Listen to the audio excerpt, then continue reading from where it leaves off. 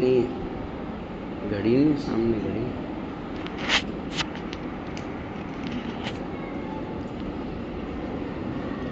اعوذ باللہ من الشیطان الرجیم. بسم اللہ الرحمن الرحیم.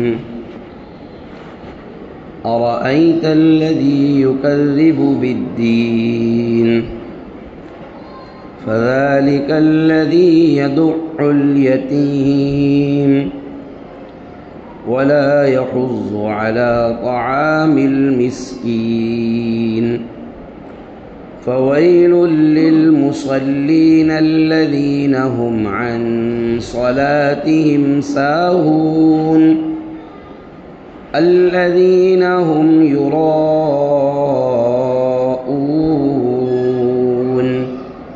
ويمنعون الماعون.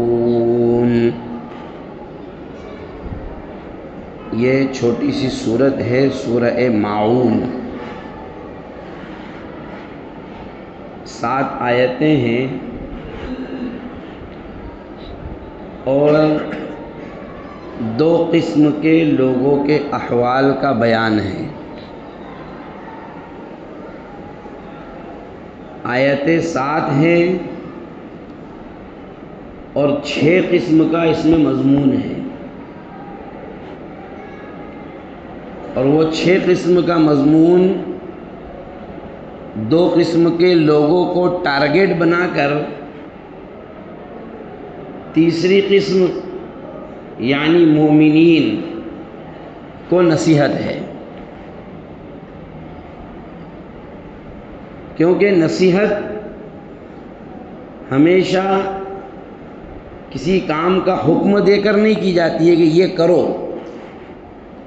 بسا اوقات نصیحت کی جاتی ہے دوسرے کو ڈرا کر یا دوسرے کو تنبیہ کر کے کہ تاکہ یہ سنے تو یہ خود بخود اس سے دور رہ جائے.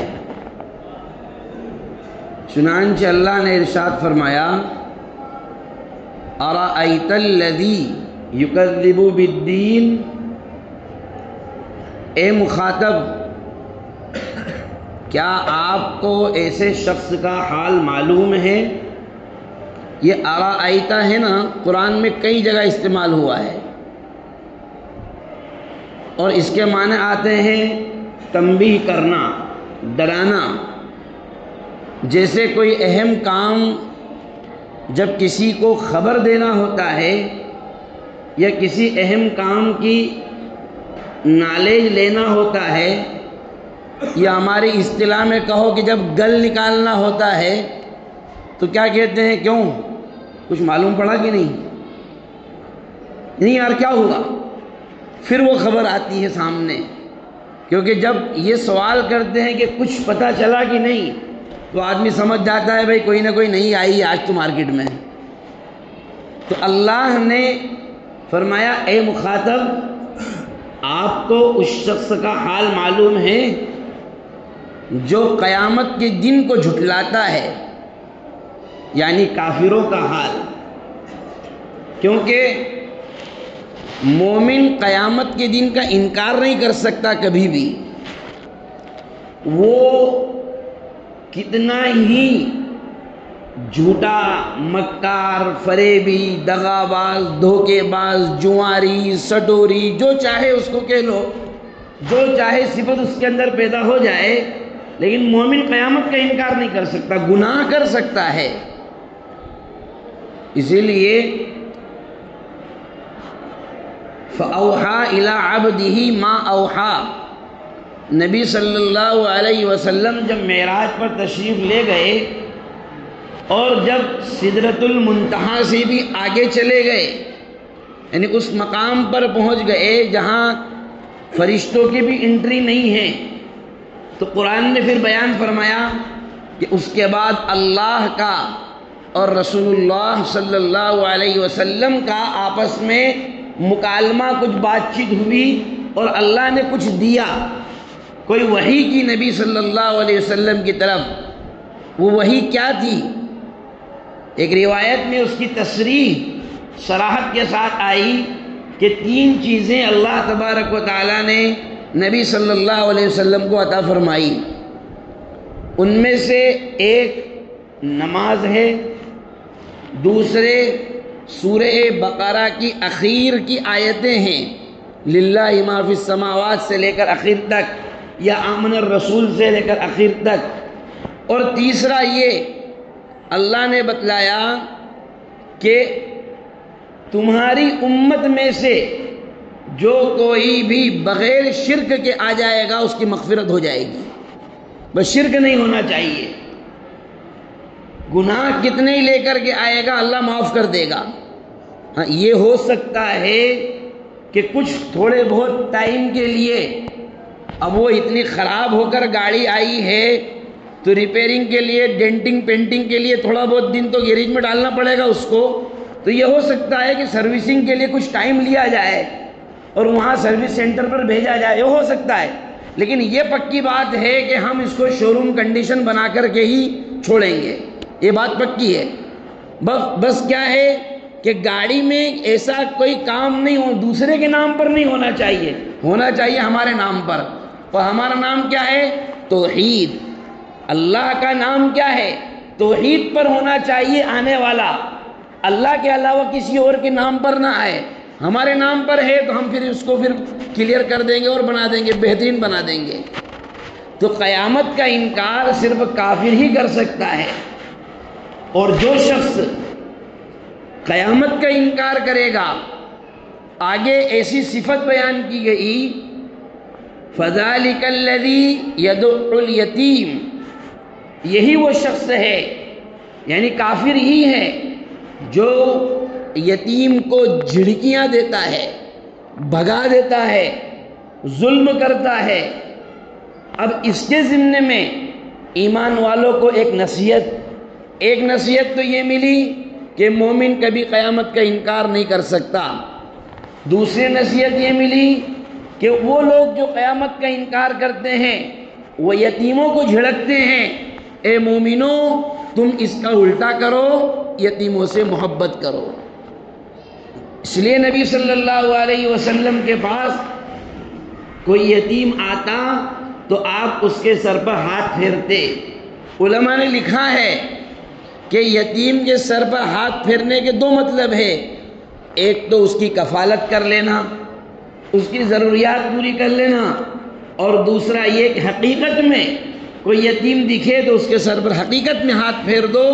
اللہ تبارک و تعالیٰ اس سے محبت کی وجہ سے تمہارا بھی کام بنا دے گا. فَذَلِكَ الَّذِي يَدُعُّ الْيَتِيمَ وَلَا يَحُضُّ عَلَىٰ طَعَامِ الْمِسْكِينِ.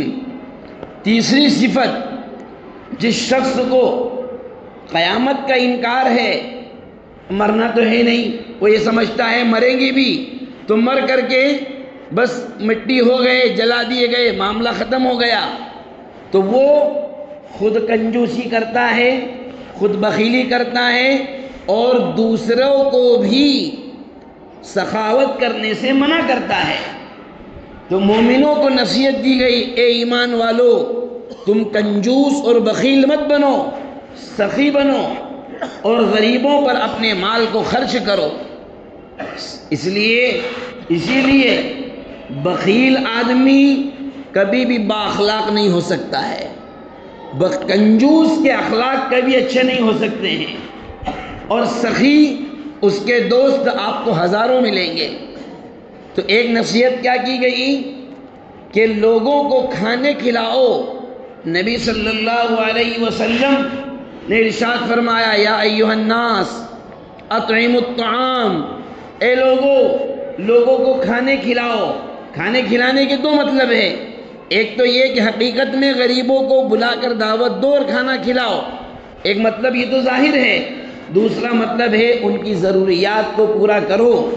اپنے آس پاس میں دھیان رکھو کہ تم کو تمہارے علاقے میں، محلے میں کون لوگ پریشان حال ہیں، تم ان کی مدد کر سکتے ہو اور تمہاری طاقت ہے تو ان کی مدد کرو. اگلی 4 آیتوں میں منافقین کے کچھ احوال بیان کیے گئے. فویل للمصلین، ہلاکت ہے ایسے نماز پڑھنے والوں کے لیے الذین هم عن صلاتهم ساہون، جو اپنی نمازوں سے لاپرواہی برتتے ہیں، غفلت برتتے ہیں. اور نمازوں سے لاپرواہی اور غفلت برتنا، پڑھتے ہی نہیں ہیں. ایک مطلب تو یہ ہے. دوسرا مطلب، اگر پڑھتے بھی ہیں تو کسی کے ڈر کے مارے پڑھتے ہیں. یہ دیکھے گا تو کیا کہے گا، چلو جمعہ پڑھ لو، نہیں تو لوگ کہیں گے وہ جمعے میں بھی نہیں آ رہا ہے. تو ایسے لوگ، اس آیت میں تو منافقین کا حال ہے، کیونکہ حدیث میں نبی صلی اللہ علیہ وسلم نے ایک روایت میں ارشاد فرمایا، تلک صلاۃ المنافق، وہ منافق کی نماز ہے، یرقب وینتظر، چپ چاپ بیٹھے رہتا ہے، تاکتا رہتا ہے، اور سورج کے غروب ہونے کا انتظار کرتا ہے. پھر جب سورج غروب ہونے کی قریب ہوتا ہے، قام، کھڑا ہوتا ہے، فصلی، نماز پڑھتا ہے، فنقر اربعا، اور 4 ٹھونگ مارتا ہے. جیسے مرغی دانا چگنے کے لیے کیسے ٹھونگ مارتے ہیں، چوش مارتے ہیں، ایسے جلدی پھٹافٹ رکوع سجدے کرتا ہے. نبی صلی اللہ علیہ وسلم نے فرمایا، تلک صلاۃ المنافق، یہ منافق کی نماز ہے. مومن ایسا نہیں کرتا ہے، وہ وقت کا پابند ہوتا ہے، جماعت کا اہتمام کرتا ہے. کبھی کبھار چھوٹ جانا، آج نیند لگ گئی، نیند نہیں کھلی، تو وہ ایک الگ چیز ہے. رات کو دیر سے آئے، سفر میں گئے تھے، تھکان ہونے کی وجہ سے نماز قضا ہو گئی، پڑھ لی. مومن اگر قضا ہو بھی جائے گی تو وہ اس کے ادا کی فکر کرے گا کہ نہیں یار، آج کے اپنے کام کاج میں، شیڈیول میں نماز باقی ہے، اس کو کرنا ہے. اور اللہ تعالیٰ نے ارشاد فرمایا، الذین هم عن صلاتهم ساہون الذین هم یراؤون، پڑھتے بھی ہیں تو کائیں کے لیے؟ ریاکاری کے لیے، دکھلاوے کے لیے. اسی لیے منافقین کی ایک صفت بیان کی گئی قرآن کریم میں، لَأَنْتُمْ أَشَدُّ رَهْبَةً فِي صُدُورِهِمْ مِنَ اللَّهِ، اے ایمان والو، ان منافقوں کے دلوں میں اللہ سے زیادہ تمہارا ڈر ہے. ان کو اللہ کا ڈر نہیں ہے، یہ اللہ سے نہیں ڈرتے ہیں، تم سے ڈرتے ہیں. یہ اس لیے تم کو خوش کرنے کے لیے مسجد میں آتے ہیں. معلوم یہ ہوا جب مسجد اللہ کا گھر ہے تو وہاں صرف اللہ کو خوش کرنے کے لیے آیا جائے گا. کسی امام صاحب کو، مؤذن صاحب کو، حاجی صاحب کو، مولوی صاحب کو، مفتی صاحب کو، بھائی صاحب کو، کسی صاحب کو خوش کرنے کے لیے نہیں آنا ہے، وہاں تو اللہ کے لیے آنا ہے. اسی لیے فرمایا، الذین هم عن صلاتهم ساہون، ایسے لوگوں کے لیے ویل، اس کے ایک معنی ہلاکت کے ہیں، اور دوسرے معنی بعض مفسرین نے فرمایا ویل جہنم کی ایک خاص اسپیشل وادی کا نام ہے، ایک جہنم کے اسپیشل حصے کا نام ہے، جہاں پر نماز چھوڑنے والوں کو ڈالا جائے گا.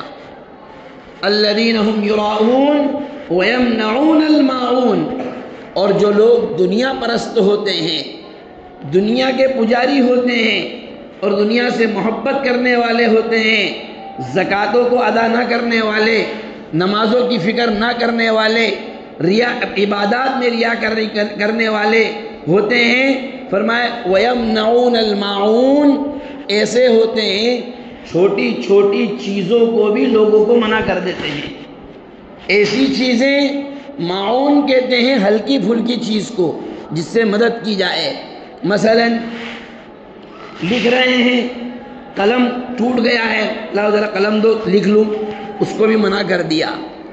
کوئی 2 4 5 روپے کی چیز ہے، ذرا دے دو، جسے ہوتا ہے نا بھائی وہاں سے پیچکس لے کے آ جاؤ، پینچس لے کر آ جاؤ، یہ ضرورت کی چیزیں ہیں. لیکن اللہ نے فرمایا کہ دنیا پرست لوگ جو ہوتے ہیں وہ چھوٹی ہلکی پھلکی چیزوں کو بھی منع کر دیتے ہیں. جب وہ ہلکی پھلکی چیزوں کو منع کر دیتے ہیں تو لوگوں کا تعاون کیا کریں گے؟ بڑی چیز کا تعاون کہاں سے کریں گے؟ جس کو ہماری اصطلاح میں ترجمہ کریں تو ایسا ہوگا کہ انتہائی درجے کے سمڑے لوگ ہیں. ہاں، یہ میں ترجمہ کر سکتا ہوں، کیونکہ جس معاشرے میں ہم رہتے ہیں وہاں جو لفظ بولا جاتا ہے تو ہماری اصطلاح میں کہیں گے اسی لیے اور ایک ترجمہ اس کا کر سکتے ہیں ایک کھارا، حدیث میں ایسا اس کی مذمت آئی ہے، ایسے شخص کے الذی یأکل وحدہ ویشرب وحدہ، ایسا شخص جو اکیلا کھاتا ہے، اکیلا پیتا ہے، کسی دوسرے کو پوچھتا تک نہیں ہے، کسی دوسرے کا تعاون نہیں کرتا، مومن کی شان یہ نہیں ہے۔ کیا وجہ ہے کہ جبرائیل علیہ السلام کو اللہ تبارک و تعالیٰ نے حکم دیا کہ محمد صلی اللہ علیہ وسلم کو جا کر بتاؤ کہ پڑوسی کا خیال رکھیں، اور حضور نے کیا فرمایا؟ مجھے تو ایسا ڈر لگتا ہے، اندیشہ ہوتا ہے کہ کہیں اللہ میراث میں پڑوسی کا حصہ نہ دے دے۔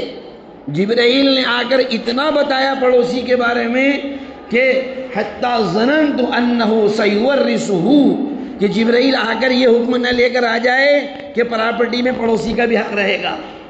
اچھا ہوا نہیں لایا۔ ابھی اپنے ہی نہیں ہو پا رہے ہیں، بھائی بھائی کو نہیں دے پا رہے ہیں، تو پڑوسی کو کہاں سے دے پاتے؟ اللہ ہم سب کی حفاظت فرمائے۔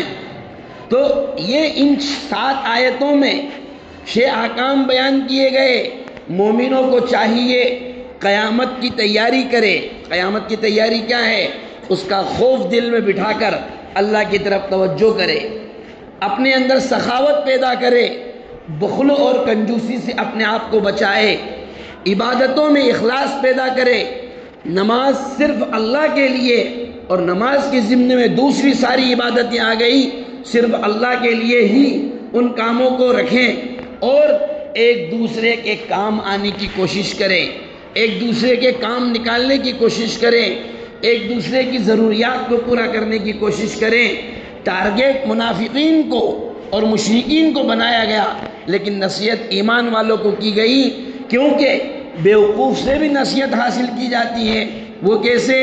جو وہ کر رہا ہے تم کو وہ نہیں کرنا ہے، اگر وہ انکار کر رہے ہیں تم کو نہیں کرنا ہے، وہ ریاکاری کر رہے ہیں تم کو نہیں کرنا ہے، وہ بخل کر رہے ہیں تم کو سخاوت کرنا ہے، وہ اپنے آپ میں خود ہی بڑا سمجھ رہے ہیں تم کو چھوٹا اپنے آپ کو سمجھنا ہے، وہ کسی کی ضرورت پوری نہیں کر رہے ہیں تم کو ضروریات کو پوری کرنا ہے۔ اللہ تبارک و تعالیٰ کہی ہوئی باتوں پر ہم سب کو کہنے سننے سے زیادہ عمل کی توفیق عطا فرمائیں۔ اللہ ہم سب کی اصلاح فرمائیں۔ وما توفیقی الا باللہ۔